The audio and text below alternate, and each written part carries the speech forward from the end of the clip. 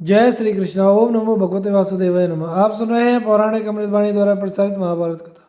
कथा को सुनने के लिए हमारे चैनल को लाइक शेयर और सब्सक्राइब करें। लिए आगे की कथा प्रारंभ करते हैं।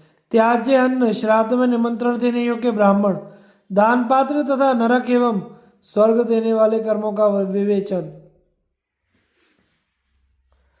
युधिष्ठिर ने कहा, पितामह, देवता और ऋषियों ने श्राद्ध के समय देवी यज्ञ में तथा पितृयज्ञ में जिस जिस कार्य का विधान किया है वह मैं आपके मुंह से सुनना चाहता हूँ। भीष्म जी ने कहा, बेटा, मनुष्य को चाहिए कि स्नान आदि से पवित्र होकर मांगलिक कार्य संपन्न करके बड़े यत्न के साथ पूर्वाह्न में देव संबंधी कार्य, अपराह्न में पितृ कार्य और मध्याह्न में मनुष्यों के कार्य, अतिथि सत्कार आदि करे। असमय का दान राक्षसों का भाग माना गया है।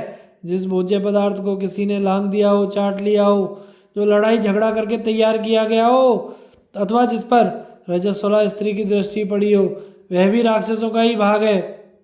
जिसके लिए लोगों में ढिंढोरा पीटा गया हो, जिसे व्रतहीन मनुष्य ने भोजन किया हो, जिस अन्न को कुत्ते ने छू लिया हो, अथवा जिस पर उसकी दृष्टि पड़ी हो, जिसमें केश या कीड़े गिर गए हो, जो छींक या आंसू से दूषित हो गया हो, अथवा तिरस्कार पूर्वक दिया गया हो, वह अन्न भी राक्षसों का ही भाग है।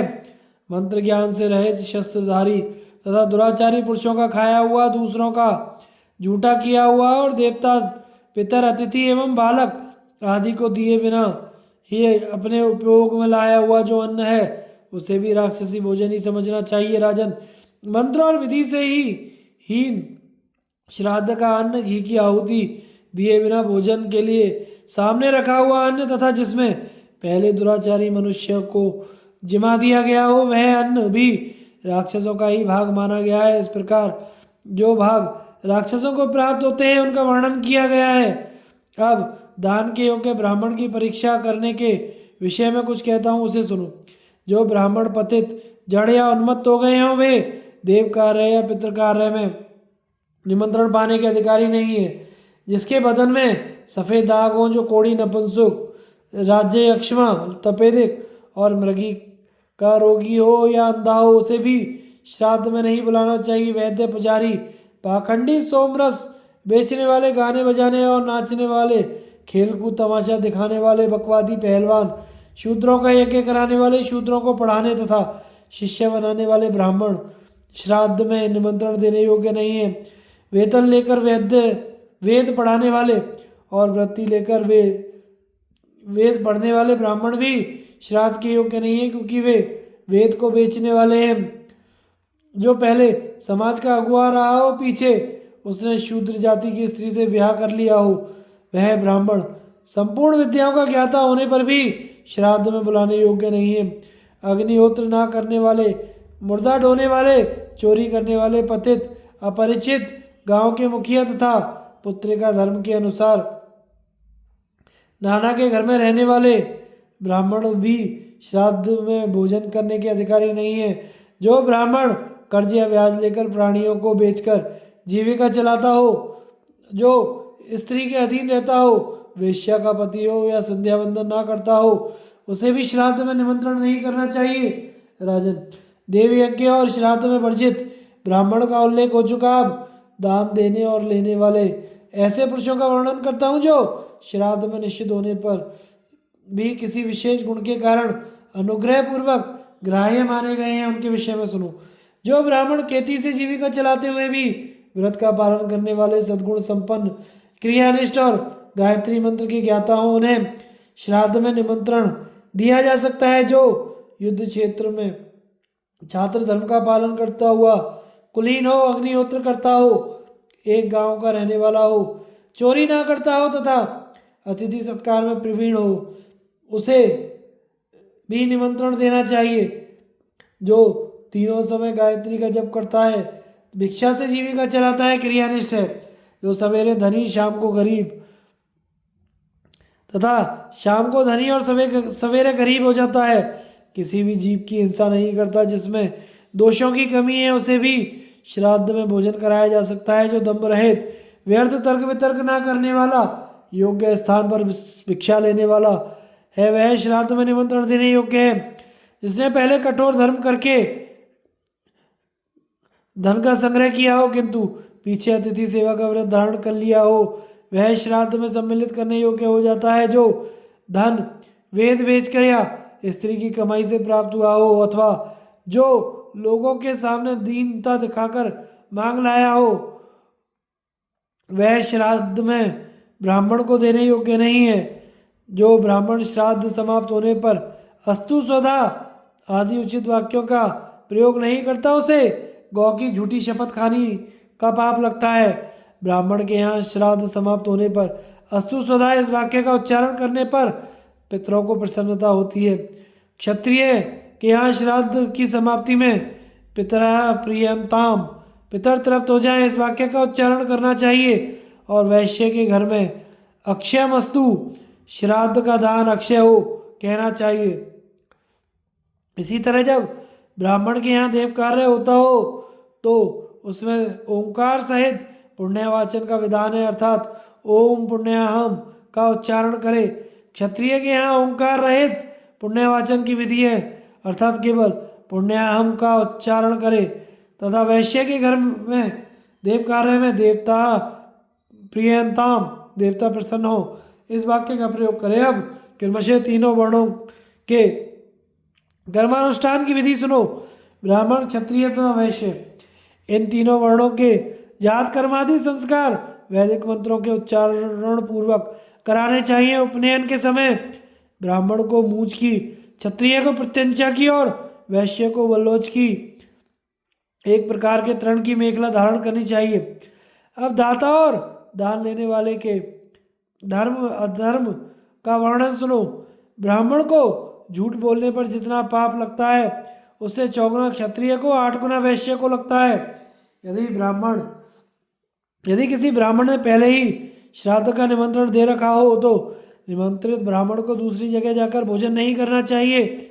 यदि करता है तो उसको छोटा समझा जाता है, उसे पशु हिंसा का पाप लगता है। इसी प्रकार यदि उसे किसी क्षत्रिय या वैश्य ने पहले निमंत्रण दे रखा हो और वह कहीं अन्यत्र जाकर भोजन कर ले तो छोटा समझा जाने के साथ ही वह पशु हिंसा के आधे पाप का भागी होता है। राजन, जो ब्राह्मण तीनों वर्णों के यहाँ देव यज्ञ अथवा श्राद्ध में स्नान किए बिना ही भोजन करता है अथवा जो लोभवश जानबूझकर अपने घर में अशौच रहते हुए दूसरे के यहाँ श्राद्ध का अन्न ग्रहण करता है, उसको गौ की झूठी शपथ खाने का पाप लगता है। जो किसी काम का बहाना करके दूसरों से धन मांगते हैं उन्हें झूठ बोलने का पाप होता है। जो ब्राह्मण, क्षत्रिय अथवा वैश्य वेद व्रत का पालन ना करने वाले ब्राह्मणों को श्राद्ध में मंत्रोच्चारण पूर्वक अन्न परोसता है, उसे भी गाय की झूठी शपथ खाने का पाप लगता है।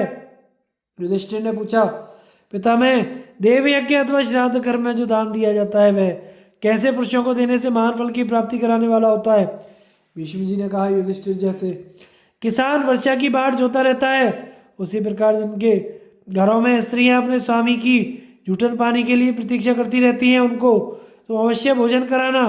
जो सदाचारी हों, भोजन न मिलने के कारण दुर्बल हो गए हों, जिनकी जीविका छीण हो गई हो, ऐसे लोग यदि याचक होकर आते हैं तो उन्हें दिया हुआ दान महान फल की प्राप्ति कराने वाला होता है। जो सदाचार के भक्त हैं, जिनके घर में सदाचार का ही पालन होता है, जो सदाचार को ही बल और सदाचार को ही परलोक में सहारा देने वाले मानते हैं तथा विशेष आवश्यकता पड़ने पर ही याचना करते हैं, उनको दान देने से महान फल होता है। चोर और शत्रुओं के भय से पीड़ित होकर जो केवल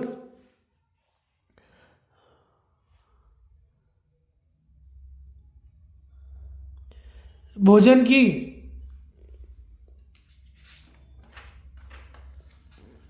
याचना करने के लिए आते हैं, जिनके मन में किसी तरह का कपट नहीं है तथा अत्यंत दरिद्र होने के कारण जिनके हाथ पर अन्न आते ही उनके भूखे हुए बच्चे मुझे दे दो, मुझे दो कहते हुए मांगने के लिए दौड़ पड़ते हैं, ऐसे लोगों को दान देने से महान फल होता है।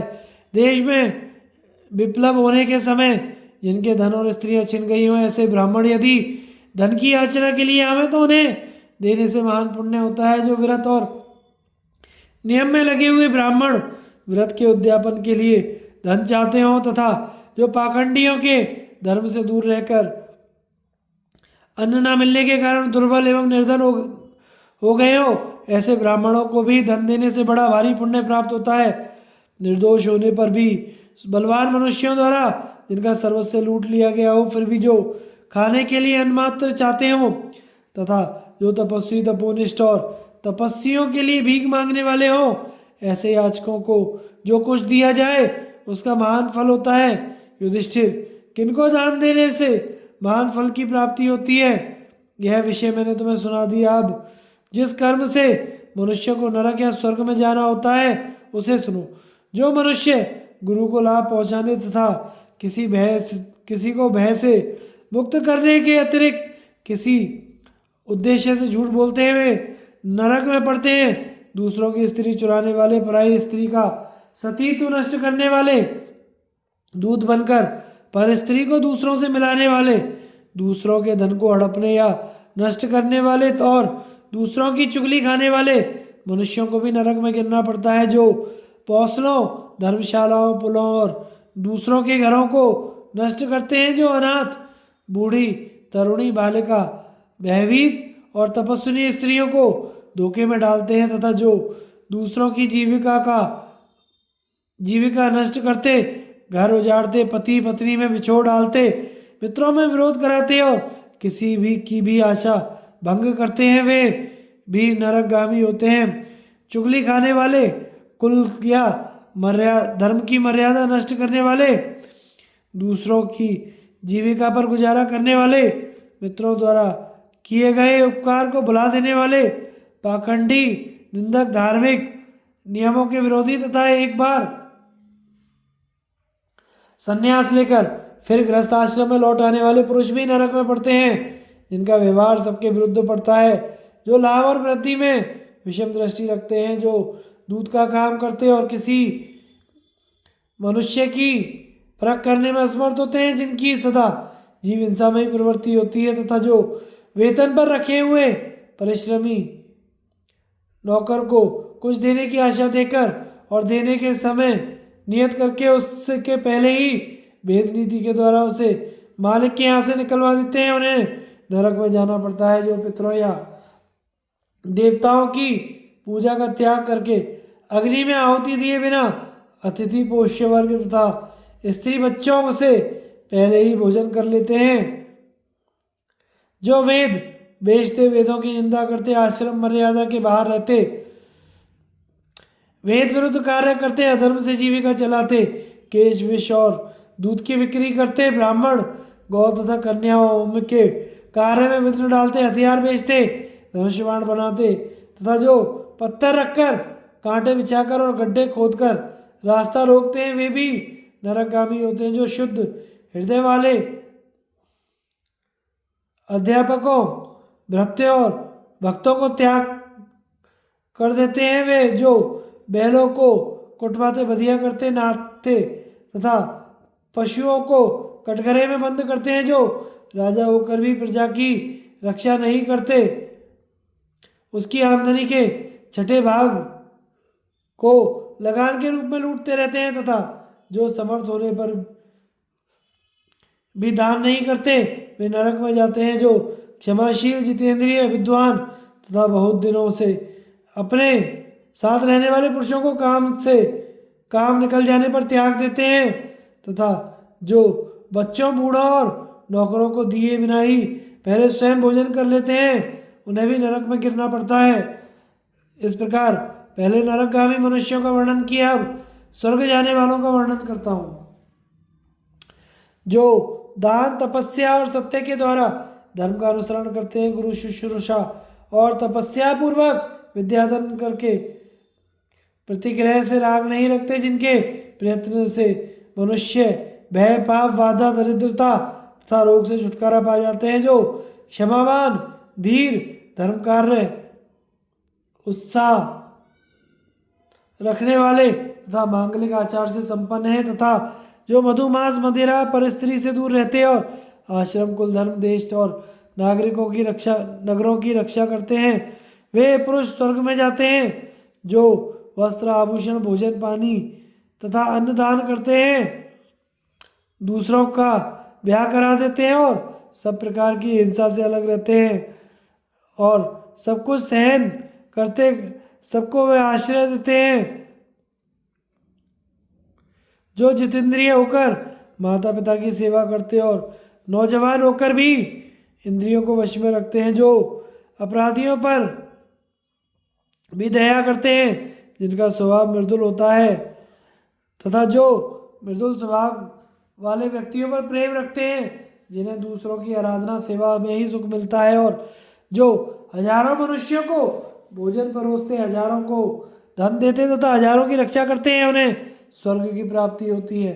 जो स्वर्ण गौ पाल की सवारी वैवाहिक सामान दास दासी तथा वस्त्र दान करते हैं, जो दूसरों के लिए आश्रय गृह उद्यान कुआं बगीचा धर्मशाला पौंसला और चार दीवारी बनवाते हैं, जो याचकों को घर खेती और गांव प्रदान करते हैं, जो स्वयं ही पैदा करके रस बीज और अन्न दान करते हैं, जो स्वयं तथा जो किसी कुल में उत्पन्न हो बहुत से पुत्रों और 100 वर्ष तक की आयु से युक्त होकर दूसरों पर दया करते हैं और क्रोध को काबू में रखते हैं, वे स्वर्ग जाते हैं।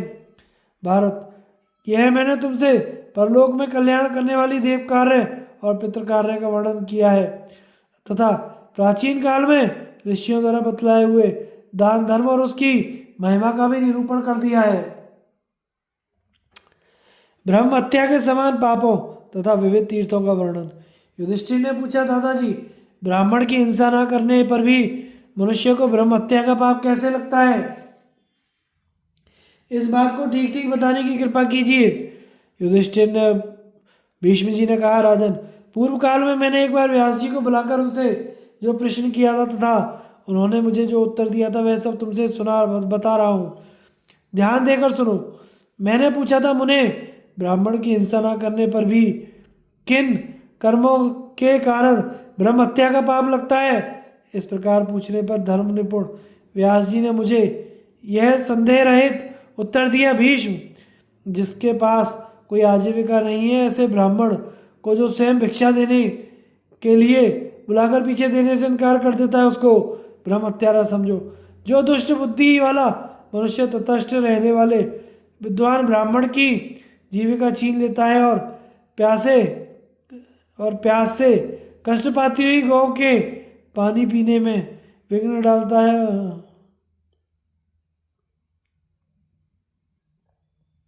उसको ब्रह्म हत्यारा समझना चाहिए।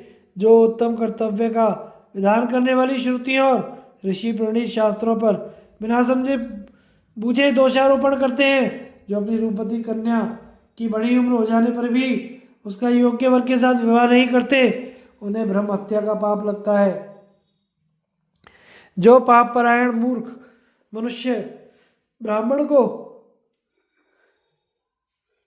व्यर्थ ही मर्मभेदी शोक का शिकार बनाता है, जो अंधे लूले गूंगे मनुष्यों का सर्वस्व हरण कर लेता है और मोहवश आश्रम वन गांव अथवा नगर में आग लगा देता है, उसे भी ब्रह्मघाती ही समझना चाहिए। युधिष्ठिर ने पूछा, भरतश्रेष्ठ, तीर्थों का दर्शन करना, उनमें स्नान करना और उनका महात्म्य सुनना श्रेष्ठकर बताया गया है, अतः मैं तीर्थों का वर्णन सुनना चाहता हूँ। इस पृथ्वी पर जितने पवित्र तीर्थ हैं उन्हें बतलाने की कृपा करें। भीष्म जी ने कहा, राजन, पूर्व काल में अंगिरा ने तीर्थ समूह का वर्णन किया था, उसे ही सुनो, इससे तुम्हें उत्तम धर्म की प्राप्ति होगी। एक समय की बात है, महामुनि अंगिरा अपने तपोवन में विराजमान थे।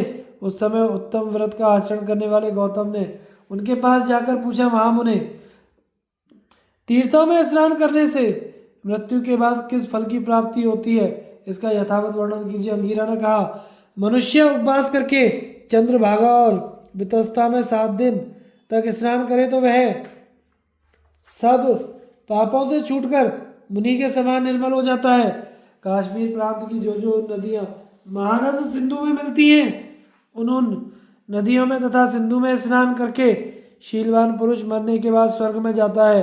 पुष्कर, प्रवास, नैमिषारण्य, सागरोदक, समुद्र जल, देविका, इंद्रमार्ग, स्वर्णबिंदु, इन तीर्थों में स्नान करने से मनुष्य विमान पर बैठकर स्वर्ग की यात्रा करता है और अप्सराएं स्तुति करते हुए उसे जगाती हैं।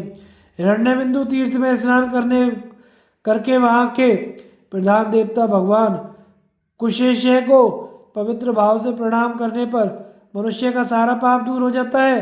गंधमादन पर्वत के निकट इंद्रतोया नाम की नदी में और कुरंग क्षेत्र के भीतर करतोया नदी में स्नान करके 3 रात उपवास करने वाला मनुष्य अश्वमेघ यज्ञ का फल पाता है तथा परम पवित्र एवं शुद्ध हो जाता है। गंगा द्वार, हरिद्वार, कुशावर्त, बिल्वक, नील पर्वत तथा कनखल तीर्थ में स्नान करने से मनुष्य पाप रहित होकर स्वर्ग में जाता है। यदि कोई क्रोधहीन, सत्य प्रतिज्ञा और अहिंसक होकर ब्रह्मचर्य का पालन करता हुआ सलिल हृदय तीर्थ में डुबकी लगावे तो उसे अश्वमेघ यज्ञ का फल मिलता है। जिस स्थान पर भागीरथी गंगा उत्तर दिशा की ओर बहती है वह भगवान शंकर का स्वर्ग, मर्त्य और पाताल रूप त्रिविध स्थान है।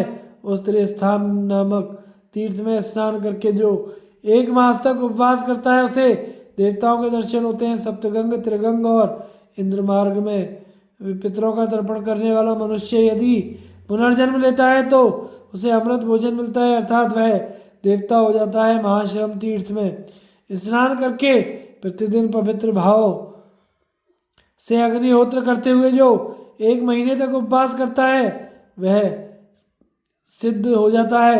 जो लोक का त्याग करके भृगुतुंग क्षेत्र के महाहृदय नामक तीर्थ में स्नान करता और 3 रात तक निराहार रहता है वह ब्रह्म हत्या के पाप से छूट जाता है। कन्याकूप में स्नान करने करके बलाका तीर्थ में तर्पण करने वाले पुरुष की देवताओं में कीर्ति फैलती है, वह अपने यश से सुशोभित होता है। देवी का कुंड, सुंदरी का कुंड और अश्विनी कुमार के क्षेत्र में स्नान करने पर मृत्यु के पश्चात दूसरे जन्म के रूप में और तेज की प्राप्ति होती है। महागंगा, कृत्तिकांगारक तीर्थ में स्नान करने से 1 पक्ष तक निराहार रहने वाले मनुष्य निष्पाप होकर स्वर्ग में जाता है। जो वैमानिक और किंकिणी का आश्रम तीर्थ में स्नान करता है वह अप्सराओं के दिव्यलोक में जाकर सम्मानित होता है और इच्छा अनुसार विचरा करता है।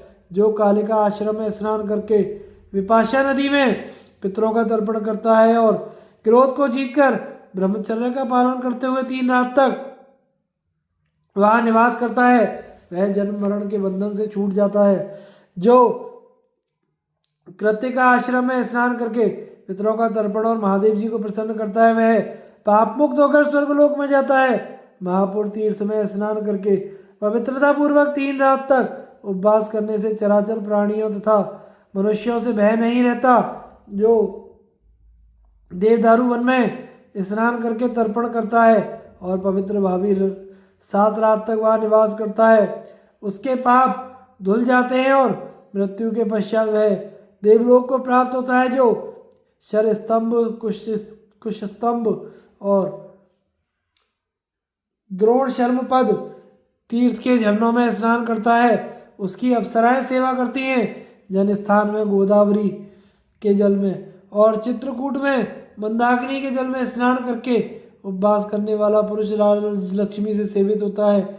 श्यामा आश्रम तीर्थ में जाकर वहाँ स्नान, निवास तथा 1 पक्ष तक उपवास करने से गंधर्व लोक के अंतर्धान आदि भोग प्राप्त होते हैं। जो कौशिक नदी में स्नान करके निष्काम भाव से 21 रात तक वायु पीकर रह जाता है वह स्वर्ग को प्राप्त होता है।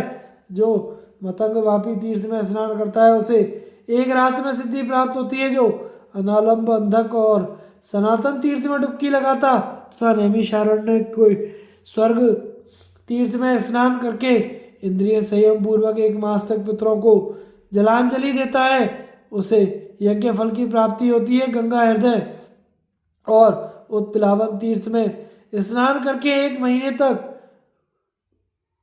पितृ तर्पण करने से अश्वमेघ यज्ञ का फल मिलता है। गंगा यमुना के संगम में तथा कालंजर गिरी तीर्थ में 1 मास तक स्नान और तर्पण करने से 10 अश्वमेघ यज्ञों का फल प्राप्त होता है। षष्ठी हृदय में स्नान करने से अन्नदान से भी अधिक फल मिलता है। माघ की अमावस्या को प्रयागराज में 3,10,00,000 तीर्थों का समागम होता है। जो नियम पूर्वक उत्तम व्रत का पालन करते हुए माघ के महीने में प्रयाग में स्नान करता है वह सब पापों से मुक्त होकर स्वर्ग को प्राप्त होता है। जो पवित्र भाव से मरुदगण तीर्थ, पितृगणों के आश्रम तथा वैवस्वत तीर्थ में स्नान करता है वह स्वयं तीर्थ रूप हो जाता है, तथा जो ब्रह्मसर, पुष्कर और भागीरथी गंगा में स्नान करने के पितरों का तर्पण करता है, वहाँ 1 मास तक निराहार रहता है, उसे चंद्रलोक की प्राप्ति होती है। उत्पातक तीर्थ में स्नान और अष्टावक्र तीर्थ में तर्पण करके 12 दिन तक निराहार रहने से यज्ञ का फल मिलता है। गया में अश्वपृष्ठ प्रेतशिला की यात्रा करने से पहली, निर्विंद पर्वत पर जाने से दूसरी और क्रौंचपदी नामक तीर्थ की यात्रा करने पर तीसरी ब्रह्म हत्या से छुटकारा मिल जाता है। कालविंग तीर्थ में स्नान करने से अनेकों तीर्थों में गोते लगाने का फल होता है। अग्निपुर तीर्थ में डुबकी लगाने से अग्नि कन्यापुर का निवास प्राप्त होता है। करवीरपुर में स्नान, विशाला में तर्पण और देव हृदय में मज्जन करने से मनुष्य ब्रह्मरूप हो जाता है, जो सब प्रकार की हिंसा का त्याग करके जितेंद्रिय भाव से आवर्तनंदा और महानंदा तीर्थ का सेवन करता है वह नंदनवन में अप्सराओं से सेवित होता है, जो कार्तिक की पूर्णिमा को कृत्तिका का योग होने पर एकाग्रचित हो उर्वशी और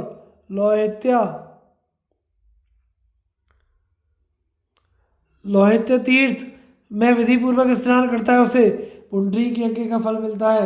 राम हृदय, परशुराम कुंड में स्नान करने और विपाशा नदी में तर्पण करके 12 दिनों तक उपवास करने वाला मनुष्य सब पापों से छूट जाता है। यदि मनुष्य महाहृदय में स्नान करके शुद्ध चित्त से 1 महीने तक निराहार रहे तो उसे जमदग्नि के समान सद्गति प्राप्त होती है, जो हिंसा का त्याग करके सत्य प्रतिज्ञा होकर विंध्याचल में रहता है और अपने शरीर को कष्ट देकर विनयपूर्वक तपस्या करता है, उसको 1 महीने में सिद्धि प्राप्त हो जाती है। नर्मदा नदी और शूरपारक क्षेत्र के जल में स्नान करने पर 1 पक्ष तक निराहार रहने वाले मनुष्य दूसरे जन्मों में कुमार होता है, जो इंद्रिय संयम,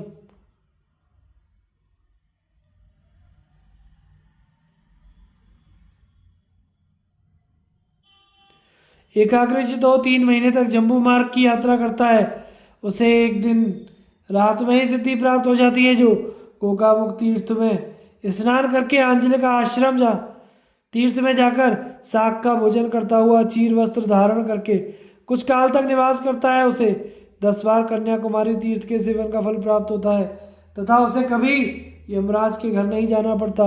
जो कन्या हृदय कन्याकुमारी तीर्थ में निवास करता है वह मृत्यु के पश्चात देवलोक को जाते हैं।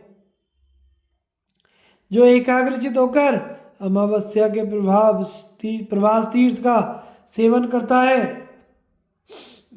उसे 1 रात में ही सिद्धि मिल जाती है तथा शरीर त्यागने के बाद वह अमर देवता हो जाता है। उज्जानक तीर्थ, आरसी शेण तथा पिंगा के आश्रमों में स्नान करने से सब पापों से छुटकारा मिल जाता है। जो कुल्या नदी में स्नान करके अघर्मर्षण मंत्र का जप करता तथा 3 रात तक वहां उपस्थित रहकर उपवास करता है, उसे अश्वमेध यज्ञ का फल मिलता है। जो पिंडारक तीर्थ में स्नान करके 1 रात वहां निवास करता है वह सवेरा होते ही पवित्र हो जाता है और उसे अग्निष्टोम यज्ञ का फल मिलता है। धर्मारण्य से सुशोभित ब्रह्मरस में स्नान करने वाला मनुष्य पवित्र होकर पुंडरीक यज्ञ का फल प्राप्त करता है। मेहनाक पर्वत पर 1 महीने तक स्नान और संध्यावसन करने से मनुष्य काम को जीतकर समस्त यज्ञों का फल प्राप्त करता है तथा 100 योजन यात्रा करके बालोदय कालोदक नंदीकुंड और उत्तर मानस तीर्थ में स्नान करने वाला मनुष्य भ्रूण हत्या के पाप से मुक्त हो जाता है। नंदीश्वर की मूर्ति का दर्शन करने से सब पाप छूट जाते हैं और स्वर्ग मार्ग नामक तीर्थ में स्नान करने से मनुष्यों को ब्रह्मलोक की प्राप्ति होती है। भगवान शंकर का ससुर हिमवान पर्वत पर परम पवित्र और संसार में विख्यात है। वह सब रत्नों की खानों तथा सिद्ध चारणों से सेवित है। जो वेदांत का ज्ञाता द्वेष इस जीवन को नाशवान समझकर उक्त पर्वत पर रहता और देवताओं का पूजन तथा मुनियों को प्रणाम करके विधि पूर्वक अनशन के द्वारा प्राण त्याग देता है, वह सिद्ध होकर सनातन ब्रह्मलोक को प्राप्त होता है। जो मनुष्य काम क्रोध और लोभ को जीतकर तीर्थों में निवास करता है, उसे तीर्थ यात्रा के पुण्य से कोई वस्तु दुर्लभ नहीं रहती। जो समस्त तीर्थों के दर्शन की इच्छा रखता हो, वह दुर्गम और अगम्य होने के कारण जिन तीर्थों में शरीर से ना जा सके, वह मानसिक यात्रा करे। यह तीर्थ सेवन का कार्य परम पवित्र, पुण्यप्रद, स्वर्ग का उत्तम साधन और वेदों का गुप्त रहस्य है। प्रत्येक तीर्थ पवित्र और स्नान के योग्य होता है। तीर्थों का यह महात्म्य द्विजातियों के अपने हितैषी साधु पुरुषों, सुहृदों के और अनुगत शिष्यों के कान में डालना चाहिए। इसे महातपस्वी अंगिरा ने गौतम को सुनाया और अंगिरा को यह महात्म्य काश्यप से प्राप्त हुआ तथा यह कथा महर्षियों के पढ़ने योग्य परम पवित्र है। जो सावधान होकर इसका अध्ययन करेगा, वह सब पापों से मुक्त होकर स्वर्गलोक को जाएगा। गंगा जी के महात्म्य का वर्णन।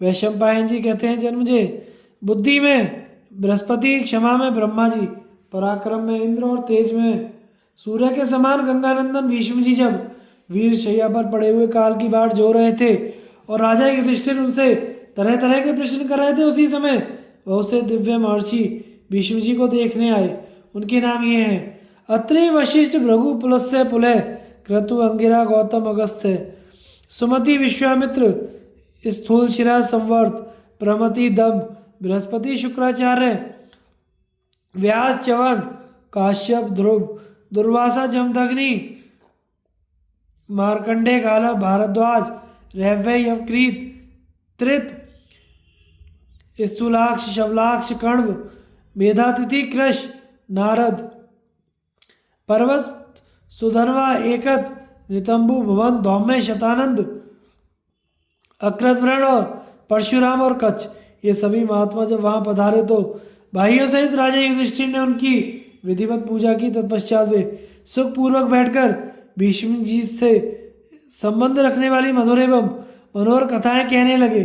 शुद्ध चित्त वाले उन महर्षियों की बातें सुनकर भीष्म जी बहुत संतुष्ट हुए। तदनंतर वे महर्षिगण भीष्म जी और पांडवों की अनुमति लेकर सबके देखते देखते ही वहां से अदृश्य हो गए। उसके बाद धर्मपुत्र युधिष्ठिर ने भीष्म जी के चरणों में सर रखकर प्रणाम किया और पुनः उनसे धर्म विषयक प्रश्न पूछा। पितामह, कौन से देश, कौन से प्रांत, कौन से आश्रम और कौन से पर्वत और कौन कौन सी नदियां पुण्य की दृष्टि से सर्वश्रेष्ठ समझी जाएं? भीष्म जी कहते हैं, युधिष्ठिर, इस विषय में शिलोन छत्रवृत्ति से जीविका चलाने वाले पुरुष किसी सिद्ध पुरुष के साथ जो संवाद हुआ था, वह प्राचीन इतिहास सुनो। कोई सिद्ध पुरुष समुचित पृथ्वी की अनेकों बार परिक्रमा करने के बाद शिलोंछ वृत्ति से जीविका चलाने वाले एक श्रेष्ठ गृहस्थ के घर गया। उसने इसकी विधिवत पूजा की और यह प्रसन्न होकर बड़े सुख के साथ रात भर उस गृहस्थ के आश्रम में रहा। सवेरा होने पर वह गृहस्थ स्नान आदि से पवित्र होकर प्रातःकालिक नित्य कर्म में लग गया। जब उससे निवृत्त हुआ तो वह उस सिद्ध की अतिथि सेवा में आ पहुंचा। फिर दोनों महात्मा सुखपूर्वक बैठकर वेदांत विषयक चर्चा करने लगे। थोड़ी देर बाद शिलोंछ वृत्ति वाले गृहस्थ ब्राह्मण ने तुम्हारी तरह प्रश्न किया, कौन कौन से देश, जनपद, प्रांत, आश्रम, पर्वत और नदियां पुण्य की दृष्टि से सर्वोत्तम समझने योग्य हैं? सिद्ध ने कहा, ब्राह्मण, वे ही देश, जनपद, आश्रम और पर्वत पुण्य की दृष्टि से सर्वश्रेष्ठ हैं जिनके बीच से होकर नदियों में श्रेष्ठ गंगा जी बहती हैं। गंगा जी का सेवन करके जीव जिस उत्तम गति को प्राप्त करता है, वह तपस्या, ब्रह्मचर्य, यज्ञ और त्याग से भी नहीं मिल सकती। जिन देहधारियों के शरीर गंगा जी के जल से भीगते हैं अथवा मरने पर जिनकी हड्डियां गंगा जी में डाली जाती हैं वे कभी स्वर्ग से नीचे नहीं गिरती। जिन मनुष्यों के संपूर्ण कार्य गंगा जल से ही संपन्न होते हैं वे मरने के बाद पृथ्वी का निवास छोड़कर स्वर्ग में विराजमान होते हैं। जो जीवन की पहली अवस्था में पाप कर्म करके पीछे भी गंगा जी का सेवन करते हैं वे भी उत्तम गति को प्राप्त करते हैं। गंगा के पवित्र जल से स्नान करके जिनका अंतःकरण शुद्ध हो गया है उन पुरुषों के पुण्य की जैसी वृद्धि होती है वैसी सैकड़ों यज्ञ करने से भी नहीं होती। मनुष्य की हड्डी जितने वर्ष तक गंगा जल में पड़ी रहती है उतने हजार वर्षों तक वह स्वर्गलोक में प्रतिष्ठित होता है। जैसे सूर्य उदय काल में घने अंधकार को विदीर्ण करके प्रकाशित होते हैं उसी प्रकार गंगा जल में स्नान करने वाला पुरुष अपने पापों को नष्ट करके सुशोभित होता है। जो देश और दिशाएं गंगा जी के कल्याण में जल से वंचित हैं वे बिना चांदनी की रात और पुष्पहीन वृक्ष की भांति शोभा नहीं पाती। जैसे सूर्य बिना आकाश के शोभा नहीं होती उसी प्रकार गंगा जी से रहित देश और दिशाएं भी श्रीहीन जान पड़ती हैं। तीनों लोक में जो कोई प्राणी है वे सभी गंगा के उत्तम जल से तर्पण करने पर अत्यंत तृप्त होते हैं। जो मनुष्य सूर्य की किरणों से तपे हुए गंगा जल का पान करता है वह गाय के गोबर से निकले हुए जौ की लपसी खाने वाले पुरुष से अधिक पवित्र माना जाता है। एक मनुष्य शरीर का शोधन करने वाले 1000 चांद्रायण व्रत का आचरण करे, दूसरा केवल गंगा जी के जल का पान करे तो उन दोनों में शायद ही समानता हो। 1000 युगों तक एक पैर से खड़ा होकर तपस्या करने वाला पुरुष 1 महीने तक गंगा स्नान करने वाले पुरुष की बराबरी कर सकता है या नहीं इसमें संदेह है। एक मनुष्य 10,000 युगों तक नीचे सिर करके वृक्ष में लटका रहे, दूसरा इच्छा अनुसार गंगा जी के तट पर निवास करे तो पहले की अपेक्षा दूसरा ही श्रेष्ठ है। जैसे आग में डाली हुई रुई तुरंत जलकर भस्म हो जाती है उसी तरह गंगा में गोता लगाने वाले मनुष्य के सारे पाप नष्ट हो जाते हैं। इस संसार में जो लोग दुखों से व्याकुल होकर अपने लिए कोई आश्रय ढूंढ रहे हैं उन सब के लिए गंगा के समान कोई दूसरा सहारा नहीं है। जैसे गरुड़ को देखते ही संपूर्ण सर्पों के विष झड़ जाते हैं उसी प्रकार गंगा जी के दर्शन मात्र से मनुष्य सब पापों से छुटकारा पा जाता है। जगत में जिनका कहीं आधार नहीं है तथा जिन्हें धर्म की शरण नहीं ली है उनका आधार और उन्हें शरण देने वाली गंगा जी ही हैं। वे ही उसका कल्याण करने वाली तथा वे ही कवच की भांति उसे सुरक्षित रखने वाली हैं। जो नीच अनेकों बड़े बड़े अशुभ पापों से ग्रस्त होकर नरक में पड़ने वाले हैं वे भी यदि गंगा जी की शरण में आ जाते हैं तो मरने के बाद ये उनका उद्धार कर देती हैं। जो सदा गंगा में स्नान करने जाया करते हैं वे निश्चय ही मुनियों तथा इंद्र आदि देवताओं के समान माने जाते हैं। विनय और सदाचार से हीन अमंगलकारी तथा नीच मनुष्य भी गंगा की शरण में जाने पर शिव स्वरूप हो जाते हैं। जैसे देवताओं को अमृत, पितरों को स्वधा, नागों को स्वधा तृप्त करती है उसी प्रकार मनुष्य के लिए गंगा जल ही पूर्ण तृप्ति का साधन है। जैसे भूखे हुए बच्चे माता के पास जाते हैं उसी प्रकार कल्याण चाहने वाले प्राणी गंगा जी की उपासना करते हैं। जैसे ब्रह्मलोक को सब लोगों से श्रेष्ठ बताया जाता है वैसे ही स्नान करने वाले पुरुषों के लिए गंगा ही सब नदियों में श्रेष्ठ कही गई है। जो मनुष्य गंगा के तीर की मिट्टी अपने मस्तक में लगाता है वह अज्ञान अंधकार का नाश करने के लिए सूर्य के समान निर्मल स्वरूप धारण करता है। गंगा की तरंग मालाओं का चुंबन करके बहने वाली वायु जब मनुष्य के शरीर का स्पर्श करती है उसी समय वह उसके सारे पापों को नष्ट कर देती है। दुखों से संतप्त होकर मृत्यु की घड़ियां गिनने वाला मनुष्य यदि गंगा जी का दर्शन करे तो उसे इतनी प्रसन्नता होती है कि उसकी सारी पीड़ा तत्काल नष्ट हो जाती है। गंगा के तट पर निवास करने से जो सुख आनंद मिलता है वह स्वर्ग में रहकर संपूर्ण भोगों का अनुभव करने से भी नहीं मिल सकता। मन, वाणी, क्रिया द्वारा होने वाले पापों से ग्रस्त मनुष्य भी यदि गंगा जी का दर्शन करे तो वह परम पवित्र हो जाता है। इस विषय में मुझे तनिक भी संदेह नहीं है। गंगा जी का दर्शन, उनके जल का स्पर्श तथा उनके भीतर डुबकी लगाने से मनुष्य 7 पीढ़ी तक आगे होने वाली संतानों को 7 पीढ़ी तथा उसके ऊपर के पितरों का उद्धार कर देता है। जो पुरुष गंगा जी का महात्म्य सुनता, उनके तट पर जाने की अभिलाषा करता, उनका दर्शन करता, तट पर जाने की अभिलाषा करता, उनका दर्शन करता, जल पीता, स्पर्श करता तथा उनके भीतर गोते लगाता है, उससे उसके दोनों कुलों का भगवती गंगा द्वारा उद्धार कर दे हो जाता है। गंगा जी अपने दर्शन, स्पर्श, जलपान तथा नाम कीर्तन मात्र से सैकड़ों और हजारों पापियों को ताड़ देती है। जो पुरुष अपना जन्म, जीवन तथा अपनी विद्या को सफल करना चाहता हो, उसे गंगा के तट पर जाकर देवताओं और पितरों का तर्पण करना चाहिए। मनुष्य गंगा स्नान करके जिस अक्षय फल को प्राप्त करता है, वह पुत्र, धन तथा किसी क्रिया के द्वारा नहीं मिल सकता। जो शक्ति रहते हुए पवित्र जल वाली कल्याणमयी गंगा का दर्शन नहीं करते हुए जन्म के अंधे, लुंजे और मुर्दे के समान है। भूत, वर्तमान और भविष्य के ज्ञाता महर्षि तथा इंद्र आदि देवता भी जिनकी उपासना करते हैं, और ब्राह्मण और विद्वान ब्रह्मचारी, गृहस्थ, वानप्रस्थ तथा सन्यासी भी जिनकी शरण लेते हैं, ऐसी गंगा जी को कौन मनुष्य आश्रय ना लेगा। जो मनुष्य प्राण निकलते समय मन ही मन गंगा जी का स्मरण करता है, उसे परम गति प्राप्त होती है। जो जीवन पर्यंत गंगा की उपासना करता है, उसे भय देने वाले पापों से तनिक भी भय नहीं होता। आकाश से गिरती हुई जिन परम पवित्र गंगा जी को भगवान शंकर ने अपने सिर पर धारण किया तथा जिन्होंने 3 निर्मल मार्गों से प्रवाहित होकर तीनों लोकों की शोभा बढ़ाई,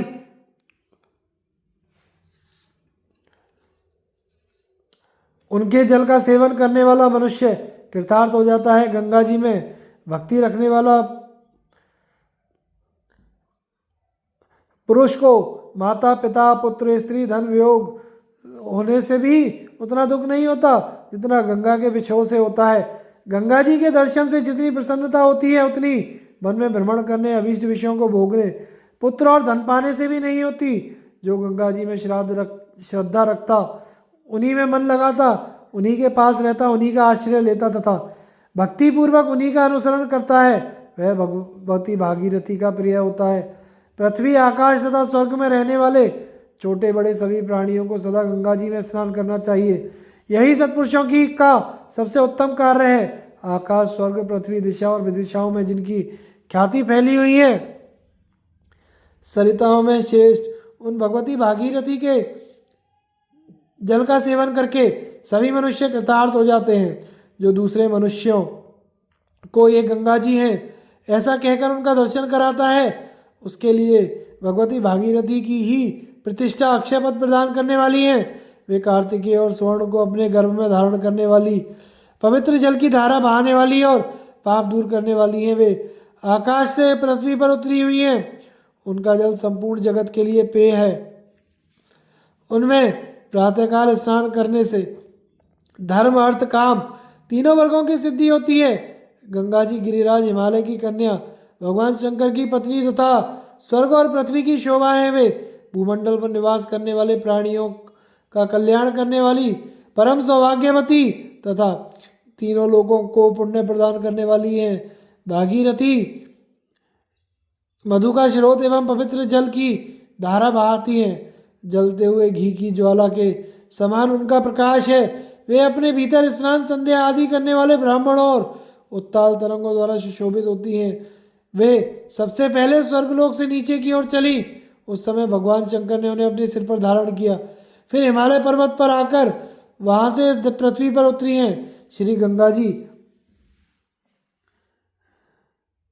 स्वर्ग की जननी है, सबका कारण, सबसे श्रेष्ठ, रजोगुण से रहित, अत्यंत सूक्ष्म मरे हुए प्राणियों के लिए सुखद शैया, पवित्र जल का स्रोत बहाने वाली, यश देने वाली, जगत की रक्षा करने वाली, सत्स्वरूपा तथा सिद्ध गणों की अभीष्ट देवी भगवती गंगा अपने भीतर स्नान करने वालों के लिए स्वर्ग का मार्ग बन जाती है। क्षमा, रक्षा तथा धारण करने में पृथ्वी के समान, तेज में अग्नि तथा सूर्य के समान शोभा पाने वाली गंगा जी स्वामी कार्तिकेय की माननीय माता है और ब्राह्मण जाति पर अनुग्रह के कारण ब्राह्मण भी उनका सदा सम्मान करते हैं।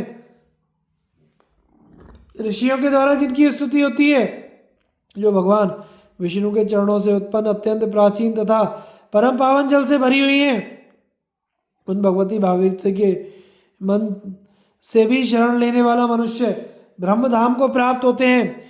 जैसे माता अपने पुत्रों को स्नेह भरी दृष्टि से देखती है, वैसे ही गंगा जी सर्वात्म भाव से अपने आश्रय में आए हुए प्राणियों को कृपा दृष्टि से देखकर उन्हें सर्वगुण संपन्न लोक प्रदान करती हैं। इसलिए जो ब्रह्मलोक को प्राप्त करने की इच्छा रखते हैं, उन्हें अपने मन को वश में करके सदा मातृभाव से गंगा जी की उपासना करनी चाहिए, जो अमृतमयी दूध देने वाली गौ के समान सबको पुष्ट करने वाली और सब कुछ देखने वाली, संपूर्ण जगत के उपयोग में आने वाली, अन्न देने वाली तथा पर्वतों को धारण करने वाली हैं।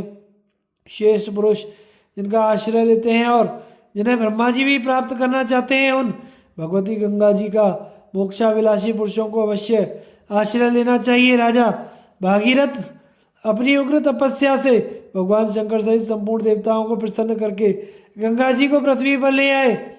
उनकी शरण जाने से मनुष्य को इस लोक और परलोक में भय नहीं रहता। ब्राह्मण, मैंने अपनी बुद्धि से सोचकर यहाँ गंगा जी के गुणों का एक अंश बतलाया है। मुझमें इतनी शक्ति नहीं है कि मैं उनके संपूर्ण गुणों का वर्णन कर सकूं। कदाचित पूरा यत्न करने से मेरुगिरी के रत्नों और समुद्र के पानी की माप बताई जा सकती है, किंतु गंगा जल के गुणों का वर्णन करना असंभव है। अतः मैंने बड़ी श्रद्धा के साथ जो ये गंगा जी के गुण बतलाए हैं, उन पर विश्वास करके मन, वाणी, क्रिया, भक्ति और श्रद्धा के साथ तुम उनकी आराधना करो। इससे तुम बहुत शीघ्र ही दुर्लभ सिद्धि प्राप्त कर और तीनों लोकों में अपने यश का विस्तार कर गंगा जी की सेवा से प्राप्त हुए अभीष्ट लोकों में इच्छा अनुसार विचरोगे। महान प्रभावशाली भगवती भागीरथी तुम्हारी और मेरी बुद्धि को सदा स्वधर्मानुकूल गुणों से युक्त करें। श्री गंगा जी बड़ी भक्त वत्सला हैं, वे संसार में अपने भक्तों को सुखी बनाती हैं। भीष्म जी कहते हैं, युधिष्ठिर, वह उत्तम बुद्धि वाला परम तेजस्वी सिद्ध शिलोंच वृत्ति द्वारा जीविका चलाने वाले उस ब्राह्मण से त्रिपथगा गंगा जी के यथार्थ गुणों का नाना प्रकार से वर्णन करके आकाश में अंतर ध्यान हो गया और वह ब्राह्मण उसके उपदेश से गंगा जी के महात्म्य को जानकर उनकी विधिवत उपासना करके परम दुर्लभ सिद्धि को प्राप्त हुआ। कुंती नंदन, इस प्रकार तुम भी पराभक्ति के साथ सदा गंगा जी की उपासना करो, इससे तुम्हें उत्तम सिद्धि प्राप्त होगी। वैशंपायन जी कहते हैं, जन्मजय, भीष्म जी द्वारा कहे हुए गंगा जी की स्तुति से युक्त इस इतिहास को सुनकर भाइयों सहित राजा युधिष्ठिर को बड़ी प्रसन्नता हुई। गंगा के स्तवन से युक्त इस पवित्र इतिहास को जो श्रवण या पाठ करेगा, वह सब पापों से मुक्त हो जाएगा। राजा भीतव्य को ब्राह्मणत्व प्राप्त होने की कथा। युधिष्ठिर ने कहा, पितामह, आप बुद्धि, विद्या, सदाचारशील और सब प्रकार के गुणों से संपन्न हैं। आपकी अवस्था भी सबसे बड़ी है। संसार में आपके सिवा दूसरा कोई ऐसा नहीं है जिससे सब प्रकार के प्रश्न पूछे जा सके। अतः यह बताने की कृपा कीजिए कि क्षत्रिय, वैश्य अथवा शूद्र किस उपाय से ब्राह्मणत्व प्राप्त कर सकता है। कौन सी तपस्या, किस कर्म का अनुष्ठान अथवा किस शास्त्र के अध्ययन से ब्राह्मणत्व की प्राप्ति हो सकती है। भीष्म जी ने कहा, बेटा, क्षत्रिय आदि 3 वर्णों के लिए ब्राह्मणत्व प्राप्त करना कठिन है। युधिष्ठिर ने पूछा, दादाजी, आप तो कहते हैं कि ब्राह्मणत्व की प्राप्ति कठिन है, किंतु मैंने आप ही से सुना है कि पूर्व काल में विश्वामित्र क्षत्रिय से ब्राह्मण हुए थे, तथा यह भी सुना जाता है कि राजा भीतव्य ने भी ब्राह्मणत्व प्राप्त किया था। तो आप बताइए, किस वरदान अथवा तपस्या से राजा को ब्राह्मणत्व की प्राप्ति हुई। भीष्म जी ने कहा, युधिष्ठिर, महायशस्वी राजर्षि वीतव्य ने जिस प्रकार दुर्लभ ब्राह्मणत्व प्राप्त किया था, उसका वृत्तांत सुनो। पूर्व काल में धर्मपूर्वक प्रजा का पालन करने वाले महात्मा मनु के एक धर्मात्मा पुत्र हुआ जिसका नाम था शरयाती। शरयाती के वंश में राजा वत्स हुआ। उसे है तथा तालजंग नामक दो पुत्र हुए। ये दोनों ही राजा थे। है का ही दूसरा नाम वीतव्य था। उसके 10 स्त्रियां थीं। उनके गर्भ से 100 पुत्र उत्पन्न हुए जो युद्ध से पीछे न हटने वाले और शूरवीर थे। उन दिनों काशी में हर्यश्व के नाम से प्रसिद्ध एक राजा राज्य करते थे जो देवोदास के पितामह थे। वीतव्य के पुत्रों ने हर्यश्व के राज्य पर चढ़ाई की और उन्हें गंगा यमुना के बीच प्रयाग के निकट युद्ध में मार डाला। तदनंतर हर्यश्व के पुत्र सुदेव का जो देवता के समान तेजस्वी और दूसरे धर्म के समान धर्मात्मा था, काशी के राज्य पर अभिषेक किया गया। किंतु वीतव्य के पुत्रों ने आकर उसे भी संग्राम में मौत के घाट उतार दिया। इसके बाद सुदेव का पुत्र दिवोदास काशी का राजा बनाया गया। उस महातेजस्वी ने जब मन को वश में रखने वाले वीतव्य के पुत्रों का पराक्रम सुना तो इंद्र की आज्ञा से वाराणसी नामक नगरी बसाई। इसका घेरा गंगा जी के उत्तर तट से लेकर गोमती के दक्षिण किनारे तक फैला हुआ था। इसके भीतर बसी हुई वाराणसी नगरी इंद्र की अमरावती के समान शोभा पा रही थी। उसमें निवास करते हुए राजा दिवोदास पर भी वंशी राजाओं ने धावा किया। तब महाबली और तेजस्वी राजा दिवोदास पुरी से बाहर निकलकर शत्रुओं के साथ लोहा लिया। दोनों ओर की सेनाओं में 1000 दिन 2 वर्ष 9 महीने 10 दिन तक देवासुर संग्राम के समान भयंकर युद्ध होता रहा। इसमें राजा दिवोदास के बहुत से वाहन और सिपाही काम आ गए। उनका खजाना खाली हो गया और वे बड़ी दयनीय अवस्था में पड़ गए। अंत में अपनी राजधानी छोड़कर वे भाग चले और प्रयाग में भरद्वाज मुनि के आश्रम पर पहुंचकर दोनों हाथ जोड़े उनके शरणापन्न हो गए। बृहस्पति नंदन भरद्वाज जी बड़े शीलवान और दिवोदास के पुरोहित थे। राजा को उपस्थित देखकर उन्होंने पूछा, महाराज तुम्हें यहाँ आने की क्या आवश्यकता पड़ी? अपना सारा समाचार बतलाओ। तुम्हारा जो भी प्रिय कार्य होगा उसे मैं निस्संदेह पूर्ण करूंगा। राजा ने कहा, भगवान वीतव्य के पुत्रों ने मेरे वंश का नाश कर डाला। मैं अकेला ही भागकर आपकी शरण में आया हूँ। यह सुनकर महाभाग भरद्वाज मुनि ने कहा, सुदेव नंदन तुम डरो मत। मैं एक यज्ञ करूंगा, उससे तुम्हें ऐसे पुत्र की प्राप्ति होगी जिसकी सहायता से तुम हजारों वीतव्य पुत्रों को मार डालोगे। यह कहकर भरद्वाज मुनि ने राजा के लिए पुत्रेष्टि नामक यज्ञ किया। उसके प्रभाव से दिवोदास के यहाँ एक पुत्र उत्पन्न हुआ जो संसार में प्रतरदन के नाम से प्रसिद्ध हुआ। वह पैदा होते ही इतना बढ़ गया कि तुरंत 13 वर्ष की अवस्था का सा दिखाई देने लगा। उसी समय उसने अपने मुख से संपूर्ण वेद और धनुर्वेद का गान किया। भरद्वाज मुनि ने उसे योग शक्ति से संपन्न कर दिया और उसके शरीर में संपूर्ण जगत का तेज भर दिया। तदनंतर राजकुमार प्रतरदन ने अपने शरीर पर कवच और धनुष धारण किया। उस समय देवर्षिगण उसका यशगान करने लगे। वह ढाल और तलवार बांधकर अपना धनुष टंकारता हुआ आगे बढ़ा। उसे देखकर राजा दिवोदास को बड़ी प्रसन्नता हुई और उन्होंने प्रतरदन को युवराज बनाकर अपने को कृतकृत्य समझा। इसके बाद दिवोदास ने शत्रुदमन प्रतरदन को वीतव्य के पुत्रों का वध करने के लिए भेजा। पिता की आज्ञा पाकर वह शत्रु विजयी वीर है नगरी की ओर चला और रथ पर बैठे बैठे ही गंगा के पार होकर तुरंत ही वहां पहुंच गया। उसके रथ की घोर गड़गड़ाहट सुनकर विचित्र ढंग से युद्ध करने वाले है राजकुमार कवच से सुसज्जित होकर नगराकार विशाल रथों पर बैठे हुए पुरी से बाहर निकले और बाणों की वर्षा करते हुए प्रतरदन पर चढ़ाए। तब उस तेजस्वी राजकुमार ने अपने अस्त्रों की वर्षा से शत्रुओं के अस्त्रों को रोक दिया और वज्र एवं अग्नि के समान प्रज्वलित बाणों तथा भल्लों से उनके मस्तक काट डाले। यह वीर खून से लथपथ होकर सैकड़ों और हजारों की संख्या में धराशायी हो गए। उस समय वे जड़ से कटे हुए पुष्पित पलाश के वृक्ष के समान दिखाई देते थे। पुत्रों के मारे जाने पर राजा वीतव्य नगर छोड़कर भाग गए और भृगु के आश्रम पर जाकर उन्होंने महर्षि की शरण ली। भृगु ने राजा को अभयदान दिया। इतने में ही उनके पीछे लगा हुआ राजकुमार प्रतरदन भी वहां आ पहुंचा। आश्रम में जाकर बोला, इस आश्रम पर महात्मा भृगु के शिष्य कौन कौन हैं? वे लोग उनके पास जाकर मेरे आगमन की सूचना दें। मैं उनका दर्शन करना चाहता हूँ। महामुनि भृगु को जब प्रतरदन के आगमन का समाचार मिला तो उन्होंने आश्रम से बाहर आकर उसका विधिवत सत्कार किया और पूछा, राजेंद्र बताओ मुझसे क्या काम है। राजकुमार ने अपने आने का कारण बतलाते हुए कहा, ब्राह्मण राजा वीतव्य को यहाँ से निकाल दीजिए। इनके पुत्रों ने मेरे समस्त कुल का विध्वंस किया है, काशी का सारा प्रांत उजाड़ डाला है, वहाँ की रत्न राशि भी लूट ली है। इन्हें अपने पराक्रम का बड़ा घमंड था, किंतु इनके 100 पुत्रों को मैंने मौत के घाट उतार दिया। अब इनका भी वध करके मैं पिता के ऋण से ऋण हो जाऊंगा।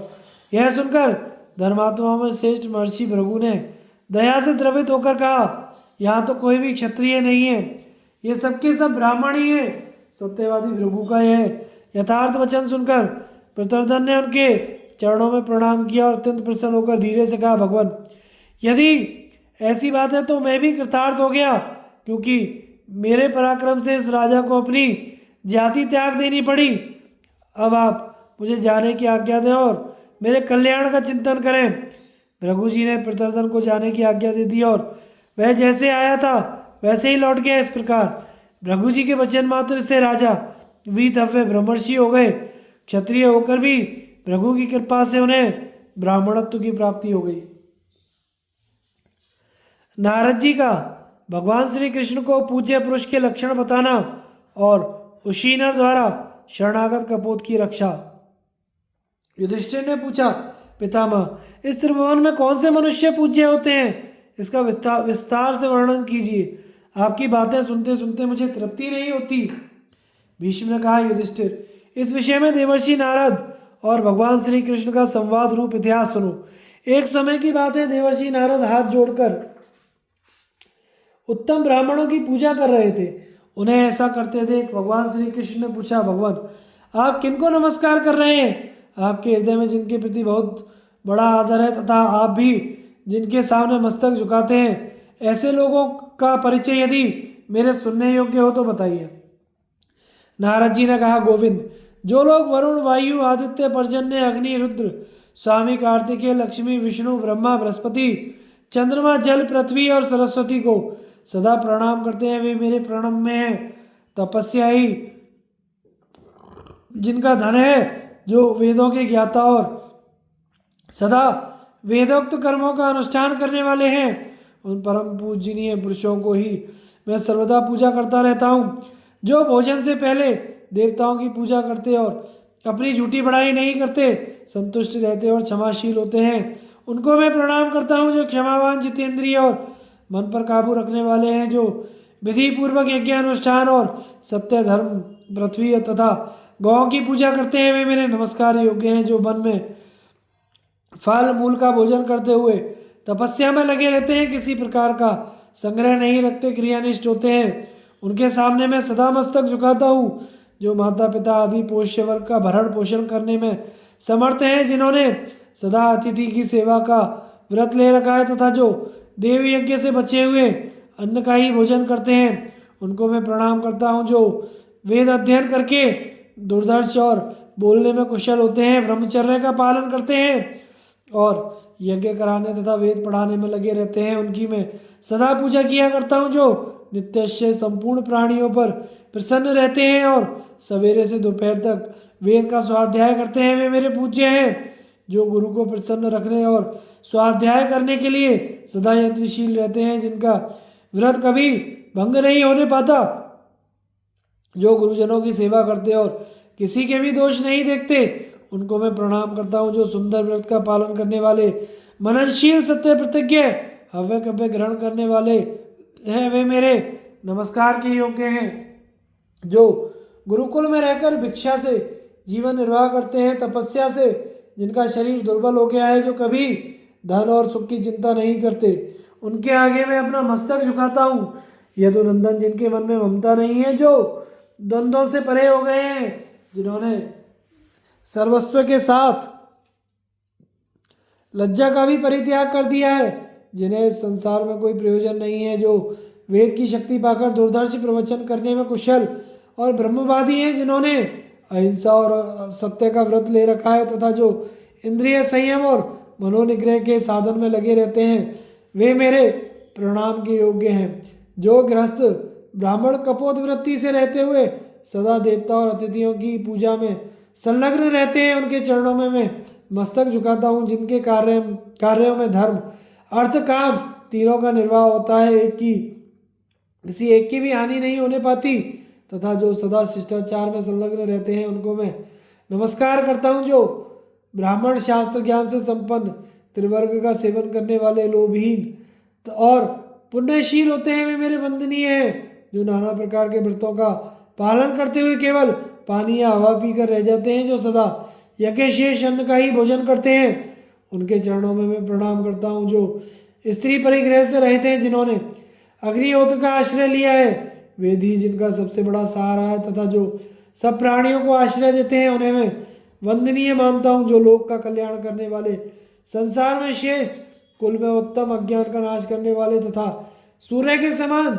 जगत को ज्ञान लोक प्रदान करने वाले हैं, उनके सामने भी मैं सदा मस्तक झुकाता हूँ। इसलिए भगवान श्री कृष्ण, आप भी सदा ब्राह्मणों की पूजा कीजिए, जो सबका अतिथि सत्कार करते हैं, गौ, ब्राह्मण और सत्य पर प्रेम रखते हैं, वे बड़े बड़े संकट से पार हो जाते हैं। जो सदा मन को वश में रखते, किसी के दोष पर दृष्टि नहीं डालते और प्रतिदिन स्वाध्याय में संलग्न रहते हैं, उनका महान संकट से उद्धार हो जाता है। जो सब देवताओं को प्रणाम करते हैं, एकमात्र वेद का आश्रय लेते, श्रद्धा रखते हैं और इंद्रियों को वश में कर लेते हैं, उनको भी बहुत बड़ी विपत्ति से छुटकारा मिल जाता है। जो व्रत का पालन करते हैं और श्रेष्ठ ब्राह्मणों को नमस्कार करके उन्हें दान देते हैं, वे दुख से मुक्त हो जाते हैं। तपस्वी, आबाल, ब्रह्मचारी, तपस्या से शुद्ध अंतःकरण वाले, देवता, अतिथि, पोष्य वर्ग तथा पितरों का पूजन करने वाले और यज्ञ शेष अन्न के भोक्ता पुरुष भी दुर्गम विपत्तियों से छूट जाते हैं। जो अग्नि के स्थापना करके विधि पूर्वक नमस्कार करते हुए सदा उसे प्रज्वलित रखते हैं, तथा जो सोम यज्ञ में विधिवत आहुति करते हैं, वे संकट के पार हो जाते हैं, तथा जो आप ही की भांति सदा माता पिता और गुरुजनों का आदर करते हैं, उनका भी दुख छूट जाता है। यह कहकर नारद जी चुप हो गए। कुंती नंदन, तुम भी सदा देवता, पितर, ब्राह्मण एवं अतिथियों की पूजा करते हो, इसलिए तुम्हें भी मनोवांछित गति प्राप्त होगी। युधिष्ठिर ने पूछा, पितामह, आप संपूर्ण शास्त्रों के ज्ञान में निपुण हैं, अतः आप ही से धर्म विषयक बातें सुनने की इच्छा होती है। अब यह बताने की कृपा कीजिए कि जो लोग शरण में आए हुए अंडज, पिंडज, स्वदेज, उद्देज, इन चारों प्रकार के प्राणियों की रक्षा करते हैं, उनको क्या फल मिलता है। भीष्म जी ने कहा, धर्मनंदन, शरणागत की रक्षा करने से जो महान फल होता है, उसके विषय में एक प्राचीन इतिहास सुनो। एक समय की बात है, एक बाज किसी सुंदर कबूतर को मार रहा था। वह कबूतर बाज के डर से भागकर महाभाग राजा वृषदर्भ उशीना नरेश की शरण में गया। राजा का अंतःकरण भी बहुत शुद्ध था। उन्होंने जब उस पक्षी को भयभीत होकर अपनी गोद में आया देखा, तो उसे धीरज देते हुए कहा, कपोत, अब तुझे किसी पक्षी का डर नहीं है, किंतु यह तो बता, तुझे यह महान भय कहाँ और किससे प्राप्त हुआ? तूने क्या अपराध किया जिससे तू घबराया हुआ सा यहाँ आया है? मैं तुझे अभी अभय देता हूँ। मेरे पास आने पर तुझे कोई पकड़ने का विचार भी मन में नहीं ला सकता। यह काशी का राज्य और मैं अपना जीवन तेरी रक्षा के लिए न्यौछावर कर दूंगा, तो विश्वास कर, अब तुझे तनिक भी भय नहीं है। इतने में बाज भी वहाँ आकर बोला, राजन, यह कबूतर मेरा भोजन है। इसके मांस, मज्जा, रक्त और मेदे से मेरा हित होने वाला है। यह मेरी भूख मिटाकर मेरी पूर्ण तृप्ति कर सकता है। आप मेरे और इसके बीच में ना पड़िए। मुझे भूख की ज्वाला जला रही है। आप इस कबूतर को छोड़ दीजिए। मैं बड़ी दूर से इसके पीछे उड़ता हुआ आ रहा हूँ। मेरे नाखून और पैरों से यह काफ़ी घायल हो चुका है। अब इसमें कुछ ही सांस बाकी है। आप इसे बचाने की चेष्टा ना कीजिए। अपने देश में रहने वाले मनुष्यों की रक्षा करने के लिए आप राजा बनाए गए हैं। भूख प्यास से तड़पते हुए पंछी को रोकने का आपको कोई अधिकार नहीं है। यदि आप में शक्ति है तो वैरियों, सेवकों, स्वजनों और इंद्रियों के विषयों पर ही पराक्रम दिखाइए। आकाशचारियों पर अपना पौरुष प्रकट ना कीजिए। यदि धर्म के लिए आप कबूतर की रक्षा करते हो तो मुझ भूखे पक्षी पर भी आपकी दृष्टि डालनी चाहिए। देवताओं ने सनातन काल से कबूतर को बाज का भोजन बना रखा है। प्राचीन काल से लोग इस बात को जानते हैं कि बाज कबूतर को खाते हैं। महाराज उशीनर, यदि आपको कबूतर पर बड़ा स्नेह है तो आप मुझे कबूतर के बराबर अपना ही मांस तराजू पर तौल कर दे दीजिए। राजा ने कहा, बाज, तुमने ऐसी बात कहकर मुझ पर बड़ा अनुग्रह किया। बहुत अच्छा, मैं ऐसा ही करूँगा। यह कहकर उशीनर अपने मांस काट काट कर तराजू पर तौलने लगे।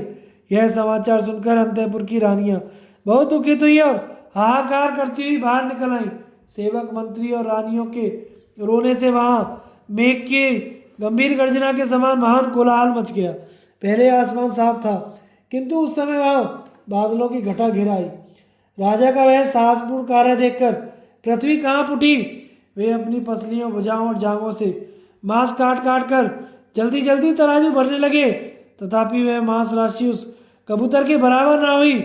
जब राजा के शरीर का मांस चुक गया, रक्त की धारा बहाता हुआ केवल हड्डियों का ढांचा मात्र रह गया, तब वे मांस काटने का काम बंद करके स्वयं ही तराजू पर चढ़ गए। यह देखकर इंद्र सहित तीनों लोकों के देवता राजा उशीनर के पास आ पहुंचे और आकाश में खड़े हुए भेरी और दुंदुभी बजाने लगे। देवताओं ने राजा वृषधर्म उशीनर को अमृत से नहलाया, उनके ऊपर अत्यंत सुखदायक दिव्य पुष्पों की वर्षा की। इतने में ही एक विमान उपस्थित हुआ, जिसमें स्वर्ण के महल बने हुए थे, सोने और मणियों की बंधनवारें लगी थी। वैदुर्य मणि के खंभे शोभा पा रहे थे। राजा उशीनर उस विमान में बैठकर सनातन लोक को प्राप्त हुए। युधिष्ठिर, तुम्हें भी शरणागत प्राणियों की इस प्रकार रक्षा करनी चाहिए।